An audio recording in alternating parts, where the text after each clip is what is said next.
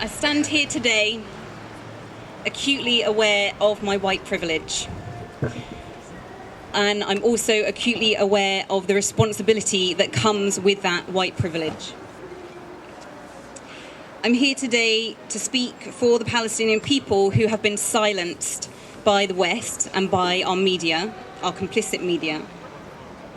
I'm here today to hopefully inform those who may identify with me that they have a part to play, that nobody is exempt from their responsibility. I'm not proclaiming to know everything by any means, but I certainly know a lot more than I did 18 months ago. I'm here to remind you that we are all connected, that we have a responsibility, and that if you're thinking, what has it got to do with me, that actually acknowledging as a white British person, it is our government that has historically been involved in messing up the Middle East, and that it is our complicit government now who are taking our taxes and funding the bombs and the guns that are going and killing babies and children in Gaza and Palestine. It is also the products that we choose to buy or not buy, as Cecilia already covered. I don't really know what else I can say that maybe hasn't already been said over the last 18 months or over the last several decades. But as I said, hopefully I'm here to convince some of you to seek out truth and to seek out knowledge. You don't need to be confused, you don't need to feel despair, you can feel empowered. 18 months ago, I may have walked past, like many people today, feeling like it wasn't connected to me, but as I've just described, it very much is. And we may think of it as far away, but actually we know that we are all connected, and that what harms any human is harming us. A threat to justice anywhere is a threat to justice everywhere.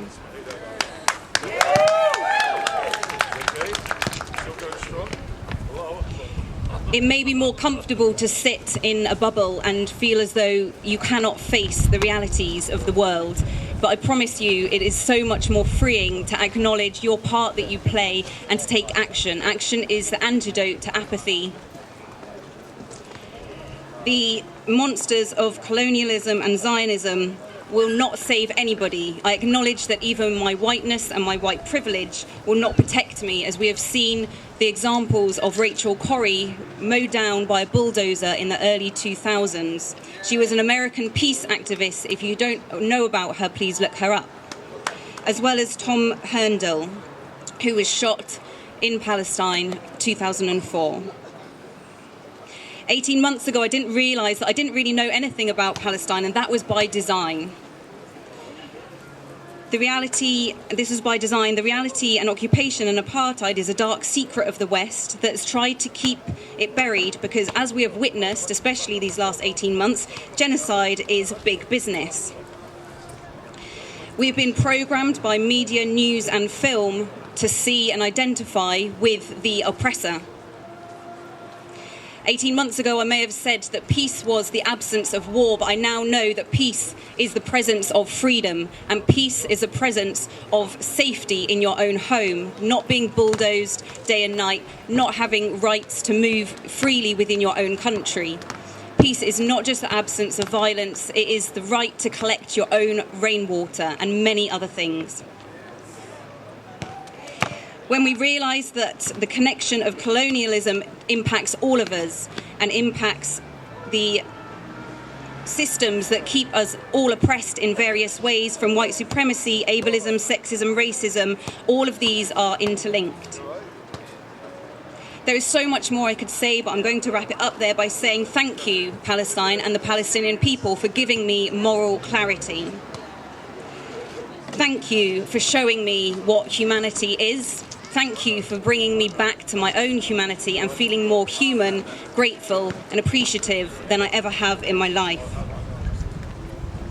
I would like to say thank you to this community. I would like to say thank you to my friends in Gaza and that I've made around the world these last 18 months. People I know who actually give a damn about the important things. And finally, for my fellow yoga teachers who've remained silent in the face of a live stream genocide for the last 18 months, we see through your spiritual bypassing. We are many and we see through You can stick your love and light for its love and fight for human rights. Humanity is everybody's lane. Free Palestine.